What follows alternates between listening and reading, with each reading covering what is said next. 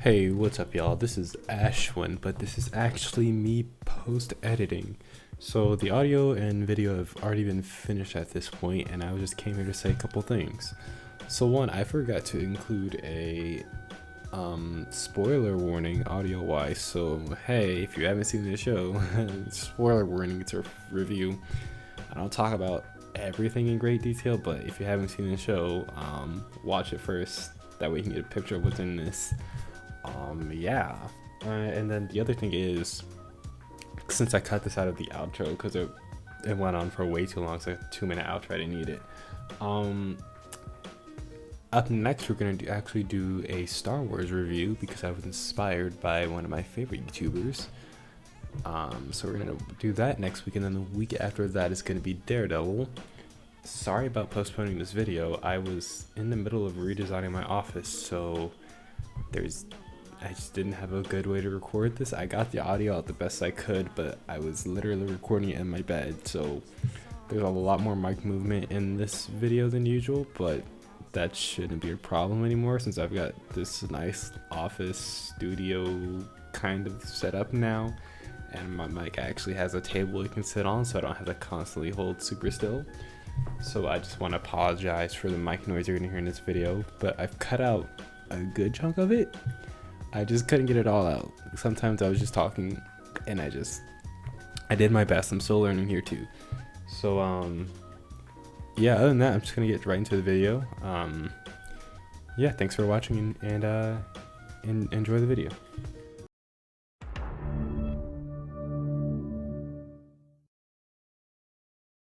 What's up, fuckers? Let's talk about season 1 of Agents of S.H.I.E.L.D. since, it is next in my Marvel series. Starting with some general thoughts. Genuinely surprised the show got any episodes past its pilot. We're being frank, it was okay at best, and really cheesy and dumb at its worst. Person needs to disappear. You're right.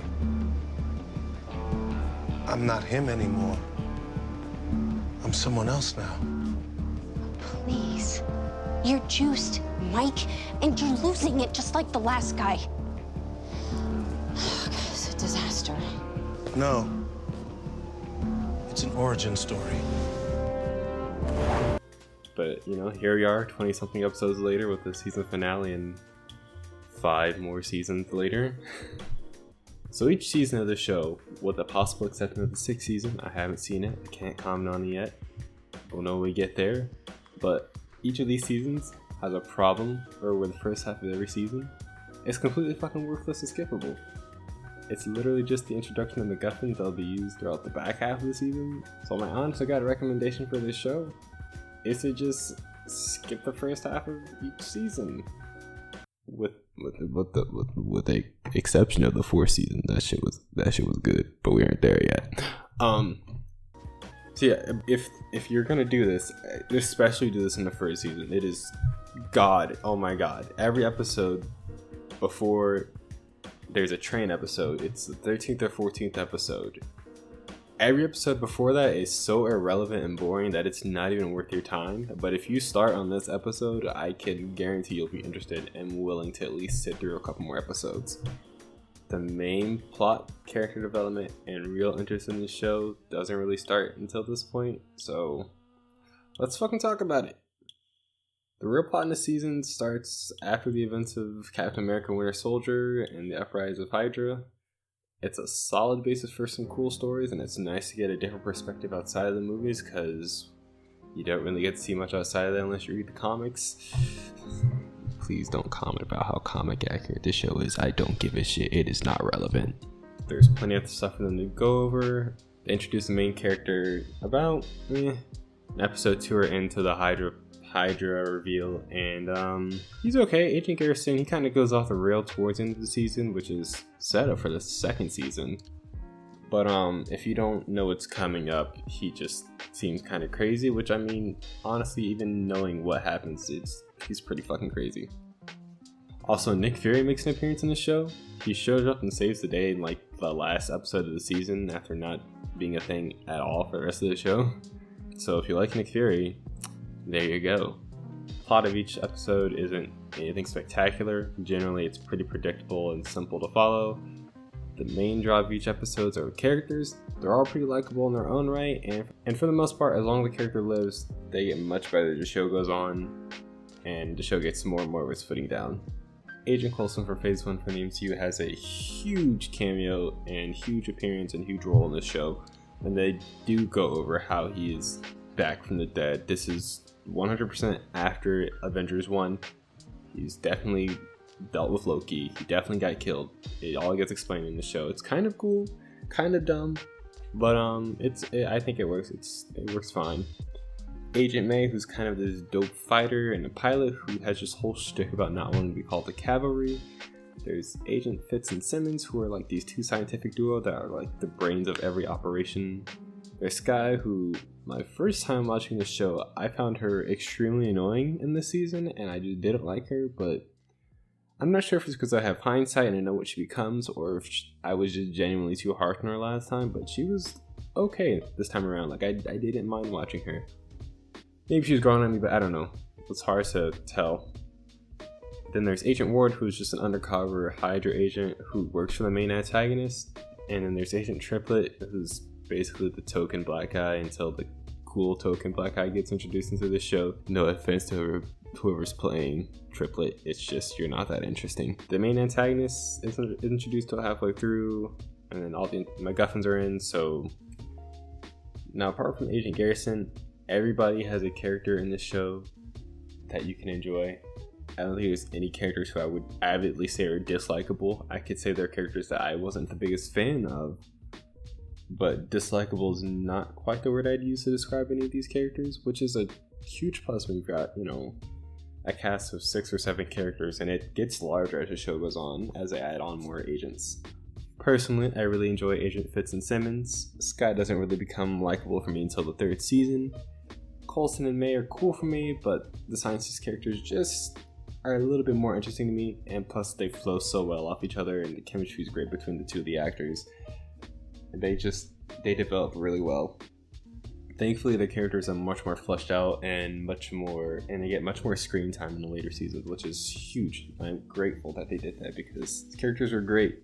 Can't wait to talk about them in season 5 if you know what happens. But noticed a growing trend of things getting better later. Honestly, that is the biggest problem with this show, is that everything halfway decent or good about this show hinges on you investing your time long enough for the writers to get their shit together. It's never really bad or offendable at any point, but it's just bland and okay, and you're kind of just indifferent because you can't really be mad at it because it's not bad enough to be mad at it, but it's also not good enough for you to be like, I really enjoyed this. Like, I'm glad I put my time, effort, and energy into this. So it's just, they're in that in-between stage, which is, the show is in that in-between stage, which isn't really a great spot to be in if you're a show. The show just takes too long, in my opinion, to get really good. It takes till about 3rd season, which is roughly 50-ish episodes, and my PlayStation just went off, and that was mid-sentence, so I can't talk. That was mid-sentence, so I can't edit that out. Anyway, so the beginning of the show is nothing special. They create a special task force that brings all the characters together. Okay, cool, no big deal. It gets the plot moving, we're all together. The ending of the show, however, is a fucking mess for a few reasons. 2 or 3 episodes out from the finale, the writers spend so much time setting up the plot line and cliffhangers for the 2nd season that it seems like they forgot to write a definite and solid ending to the 1st season. The last episode ends like 4 times before they truly stop showing content. They should have, in my opinion, they should have just stuck to one of the endings used, and they made it a true final ending. There's way too many endings that make for a meh of an ending. It's just not good. I would have preferred 1 over 4. So since we're talking about the endings, let's discuss them. One ending establishes the plot of the next season, and it's going to be centered around Skye's parents. Another focuses on how Nick Fury gives Coulson the rights to rebuild S.H.I.E.L.D. from the ground up, which is cool. I think that's a great plotline. Another ending has Agent Garrison getting blown up by Coulson, which, while I definitely enjoyed this one, I think it should have been more of an after credits scene rather than an ending scene.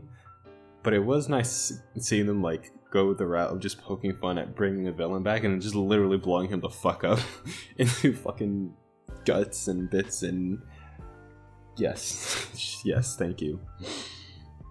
And then the last ending has Agent Simmons returning after being trapped in the ocean, with the reintroduction of a similar character killed this season. And then there's a final ending with Agent Coulson writing on the wall with a knife. Seriously, I don't know how this episode made it through with so many endings. Please just pick one and roll with it. There's way too many. Apart from this issue, the writing was cookie cutter basic. Just don't think too hard and it's fine. It gets way better later on, which is a problem when I have to keep saying that to justify the meh quality that this currently is. But what can you do? The show's already been made. I'm just trying to give you my thoughts. Moving on from writing, because I could write a book on the gripes and complaints I've got for it, I'll just leave off with a ton of lines in this show that are corny. If you don't believe me, just fucking watch. It's a disaster. No. It's an origin story. How? After all you've sacrificed. Sacrifice is part of the job. I would give my life. You didn't just give your life. You gave up your chance at a normal one. And they break. Poor little Chang Ho-yin may have believed your lies, but not Scorch. Who? Ah, crap. They gave him a name. The music in the show was actually pretty good. It's memorable, it gets the emotions across, it's kick-ass, and it's used pretty well in just about every scene it's in. I have no serious complaint in that department. It was just good. The acting for the most part is inoffensive. I feel like some of the actors are trying harder than others, but no one's actively making me mad, so that's a good start. The CGI and visuals in the show are already starting to show their age a bit, which isn't great since the show isn't that old yet. Especially anytime the bus is on screen, it just doesn't look good quite yet. It could be much worse though, so I'll just take it as long as it gets better. There's not a ton left for me to talk about, so I'll just go ahead and give my final score. I'm going to give this one a solid 5 out of 10, even though I don't think it's the worst season of the show. The biggest reason is that I'm unironically recommending you skip half the show just to get through it, which is not a good start. Say what you will about Agent Carter, but at least every episode of that show was necessary to get a full picture of the main plot line. So take that as you will, and give it a shot if you're willing to go through that. Because the peak of the show is well worth the mediocre mess it is right now. You just gotta get through it. That's all I can say. That's all I've got for now. Enjoy your day. Like and subscribe.